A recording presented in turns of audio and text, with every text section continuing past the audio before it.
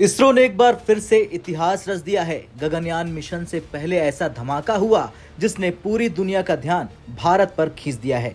भारत के पहले मानव मिशन से पहले इसरो ने सफलतापूर्वक कर लिया है integrated air drop test IADT-01 का सफल परीक्षण। और ये टेस्ट सीधा जुड़ा है भारत के अंतरिक्ष यात्रियों की सुरक्षित वापसी से।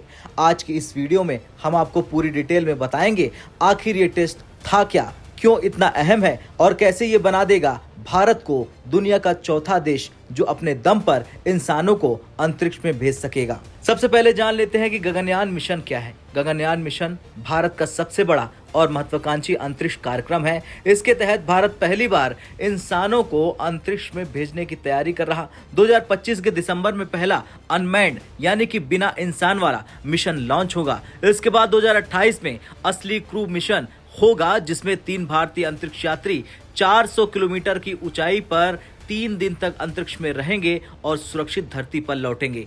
यानी कि गगनयान सिर्फ स्पेस मिशन नहीं बल्कि भारत की तकनीकी ताकत और आत्मनिर्भरता का भी सीधा प्रमाण है। अब बात करते हैं उस धमाके की जो इसरो ने आज कर दिखाया। IADT-01 का मतलब है इंटीग्रेटेड एयर ड्रॉप टेस्ट। ये असल में एक ऐसा ट्रायल है जिसमें इसरो ने अपने पैरासूट आधारित डिसलेरेशन सिस्टम यानी कि ब्रेकिंग सिस्टम का टेस्ट किया। टेस्ट इस तरह हुआ, एक मॉक मॉड्यूल यानी नकली अंतरिक्ष कैप्सूल को एयरक्राफ्ट से गिराया गया। मॉड्यूल को धीरे धीरे पैरासूट की मदद से नीचे लाया गया।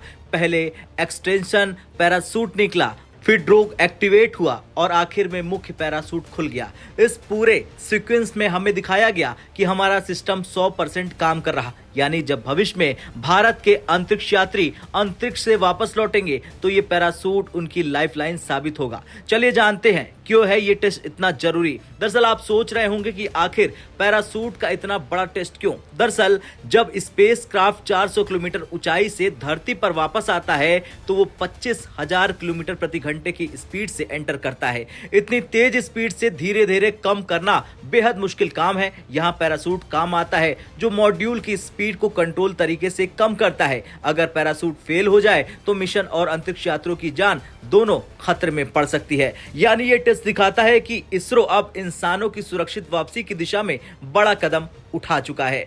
गगनयान सिर्फ इसरो का मिशन नहीं है, इसके साथ जुड़ी है भारत की कई बड़ी एजेंसियां, भारतीय वायुसेना, एयरक्राफ्ट और air drop support, DRDO, parachute और सुरक्षा टेक्नोलॉजी, भारतीय नौसेना, समुद्र में रिकवरी, कोस्ट गार्ड, सेफ्टी और सपोर्ट ऑपरेशन के साथ। ये बताता है कि ये सिर्फ एक स्पेस मिशन नहीं बल्कि पूरे देश की संयुक्त ताकत का प्रदर्शन है।